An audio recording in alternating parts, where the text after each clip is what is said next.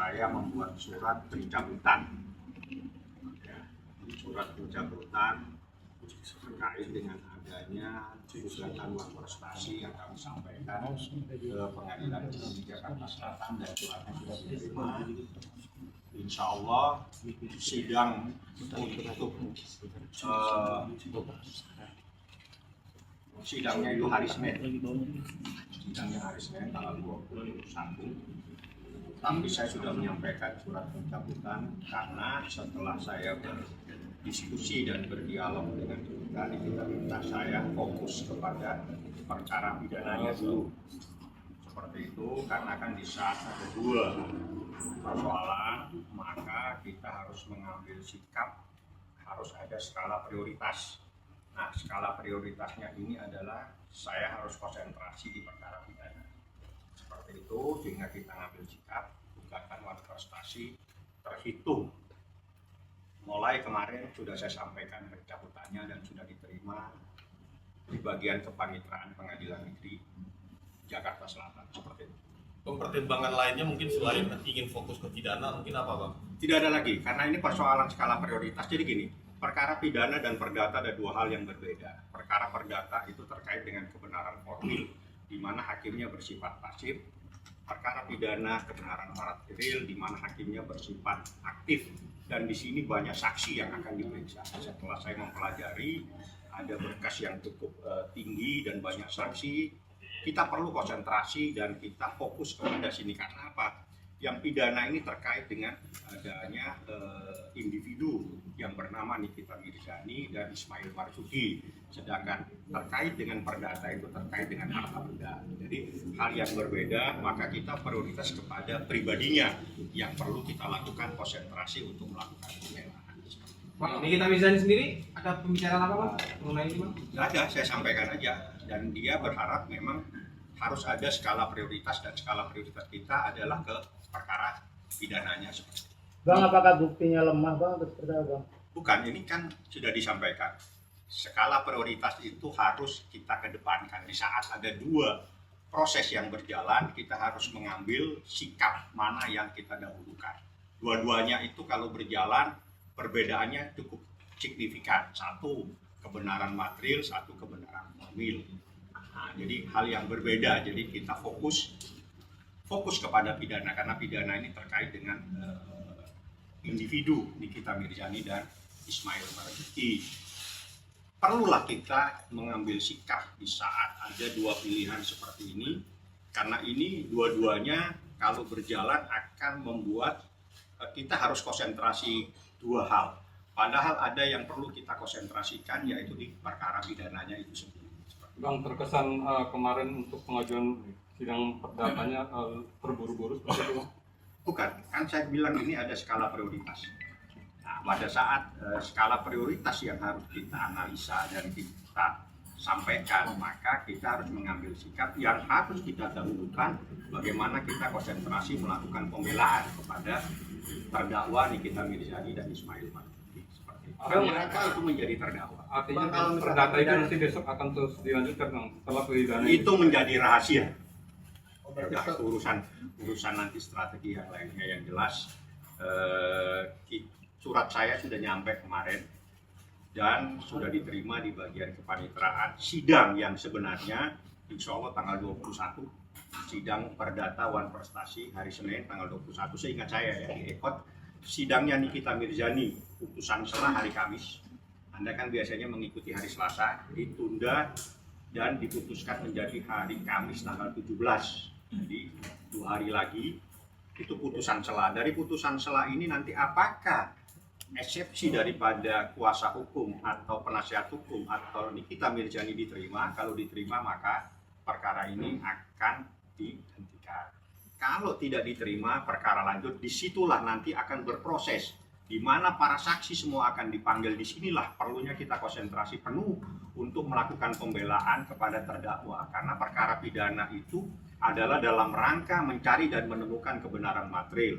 Terjadi diskusi, terjadi tanya jawab di dalam saksi-saksi tersebut.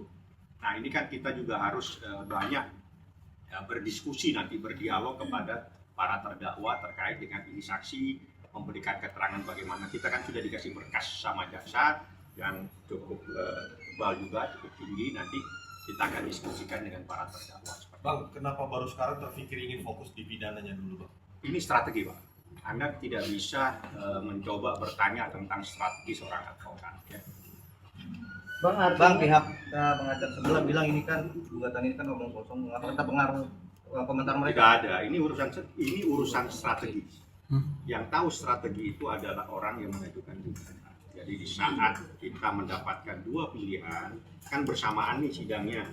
Ada sidang perdata dan ada sidang pidana. Nah di sini kalau kita dua-duanya kita jalankan, kita khawatir kita tidak bisa konsentrasi di satu hal yang paling penting, itu adalah perkara pidana. Oleh karena itu harus ada yang kita dahulukan. Yang kita dahulukan adalah perkara pidana. Makanya perkara gugatan wan prestasi kita cabut. Artinya kita kalau pidananya selesai akan mengulang. Itu nanti akan saya jawab setelah proses berlangsung. Ya. Jadi sidang putusan sela hari Kamis, sidang gugatan wan prestasinya hari Senin tanggal 21. Di situ secara resmi akan saya sampaikan tentang pencabutan. Semua surat pencabutan dalam bentuk soft copy-nya saya sudah serahkan kepada kuasa hukum tergugat dan para turut tergugat sudah saya sampaikan. Kapan, Bang, surat itu dilayangkan? Kemarin. Bang, ini berarti atas keinginan Nikinya juga sendiri atau? Ya kita harus dialog ya, jadi kita harus diskusi. Ini sebentar lagi dua-dua, ya kan? Kan habis mediasi, habis SFC kan, habis ini kan pasti akan berjalan nih. Dua-duanya akan berjalan. Di saat dua-duanya harus berjalan ini, mana yang harus kita jadikan skala prioritas? Kan kita harus konsentrasi, kita juga harus diskusi, kita harus membaca semua berkas. Harus kita ambil sikap, apa yang harus kita dahulukan.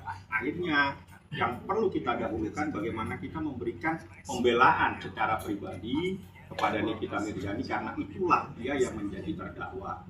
Karena kalau orang yang mengalami perkara pidana itu kan terkait dengan pribadinya, makanya kita konsentrasi ke melakukan pembelaan perkara pidana. Berarti bisa dibilang gugatan yang ditunda, Itu menjadi rahasia, tidak ada masalah. Yang penting kita jangan sampai di dalam sebuah perkara itu kita tidak hadir, karena kita lagi konsentrasi di suatu masalah. Lebih bagus kita mengambil sikap, kita cabut, kita fokus kepada satu masalah pidana. Dua-duanya adalah sama, cuma perbedaan pidana dan perdata. Yang perdata harus kita cabut, kita fokus kepada yang pidana. Karena apa? Yang pidana ini terkait dengan kehidupan seseorang yang bernama Nikita Mirzani dari Solo. Makanya saya konsentrasi di sana, karena kalau sampai putusan sela menyatakan bahwa perkara dilanjutnya, maka sidang berikutnya adalah pemeriksaan saksi. Di saat pemeriksaan saksi kita harus betul-betul konsentrasi penuh untuk membaca berkas perkara. Inilah pentingnya kita mengambil sikap di saat-saat memang ada waktunya perkara tersebut berjalan. Ini perkara dua-duanya berjalan. Ya, dua-duanya berjalan. Di saat dua-duanya berjalan, yang satu itu hari Senin, ya, tanggal 21 itu adalah gugatan wan prestasi.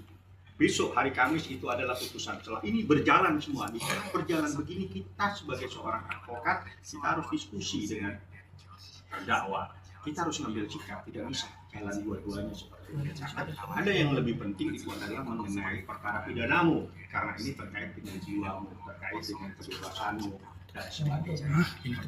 Bang, ada kaitannya dengan hasil mediasi kemarin saat Niki ketemu dengan pengacara RG, Bang? Bukan itu soal mediasi. Mediasi itu begini, mediasi itu kenapa diwajibkan? Ini mungkin salah paham semua dan ada yang tidak paham. Banyak yang mediasi itu justru yang diwajibkan datang itu adalah para pihak. Pengacara itu kalau perlu itu di luar saja. Jadi bukan pengacaranya yang sibuk ke pengadilan. Harusnya yang datang itu adalah prinsipal. Makanya saya ikhtiar untuk mendatangkan Nikita Mirzani. Kalau paham peraturan Mahkamah Agung, kalau tidak paham ya seperti itu. Jadi saya tidak bisa menyatakan apapun juga, tapi tolong pahami peraturan Mahkamah Agung di mana diwajibkan para pihak prinsipal hadir kecuali dia di luar negeri atau memang mempunyai halangan yang tidak bisa ditinggalkan. Itu salah satu pasal-pasal yang di peraturan Mahkamah Agung. Jadi di dalam peraturan Mahkamah Agung mediasi itu justru yang diwajibkan itu adalah prinsipal itu pihak yang sebenarnya. Jadi bukan pengacara yang diwajibkan. Pengacara itu hanya menemani dan setelah itu biasanya disuruh keluar. Nah, itu peraturan tentang mediasi yang sebenarnya. Jadi yang diwajibkan bukan pengacaranya untuk datang di pengadilan, tapi menemani diwajibkan. Tapi bukan dia yang harus sibuk untuk melakukan komunikasi dengan hakim mediator. Bang, banyak yang bilang awal-awal proses ini itu di atas angin Bang, dengan diawali perdata tiba-tiba dicabut, gimana tuh Bang? Tidak ada ini persoalannya nanti di dalam perkara pidananya pun akan muncul semua itu masalah. Nanti Anda akan ikuti karena kan berkas perkara ada di tangan saya. Jadi di saat seperti ini wajiblah kita ngambil sikap karena kalau kita juga akan sidang di perdata, sidang perdata itu juga memerlukan waktu, konsentrasi. Tapi kan persoalannya kan beda, lebih banyak kebenaran daripada formil. Nah, sedangkan di sini lebih banyak kebenaran material, kita harus mempelajari keterangan saksi seperti apa, bagaimana kita bertanya dan seterusnya. Oleh karena itu kita harus lebih banyak mempersiapkan diri untuk kepentingan perkara pidananya. Nah, di saat seperti ini supaya tidak terbengkalai sebuah perkara, makanya kita ngambil sikap kita cabut. Oke, udah clear semua? Oke. Ya. 17 ya Bang berarti. Tanggal Pidana ya? 17 putusan selah, di mana putusan selah itu berarti terkait dengan putusan pidana. Insya Allah jamnya sudah seperti biasa, jam 10 mungkin. Itu putusan selahnya nanti majelis hakim yang akan memutuskan apakah dikabulkan eksepsi atau tidak, itu saya serahkan sepenuhnya kepada majelis hakim. Tapi kalau eksepsi tidak diterima, maka perkara berlanjut pada sidang berikutnya, di situ mulai pemeriksaan saksi. Nah, itulah yang saya katakan, bagaimana sebagai seorang advokat harus konsentrasi penuh dan memberikan penjelasan kepada klien. Ini kita harus konsentrasi di perkara pidana kamu, karena minggu depan ini jika eksepsi kita tidak dapat diterima, maka saksi-saksi itu akan diperiksa. Nah, kita perlu konsentrasi yang lebih maksimal di perkara ini. Itu yang harus kita sampaikan. Dan itu kewajiban seorang advokat menyampaikan kepada kliennya tentang apa yang akan terjadi dan bagaimana proses hukum yang terjadi pada saat seperti ini. Ya. Persiapan Niki sendiri untuk hari Kamis gimana? Siap, sangat siap. Insya Allah kita siap selalu ya.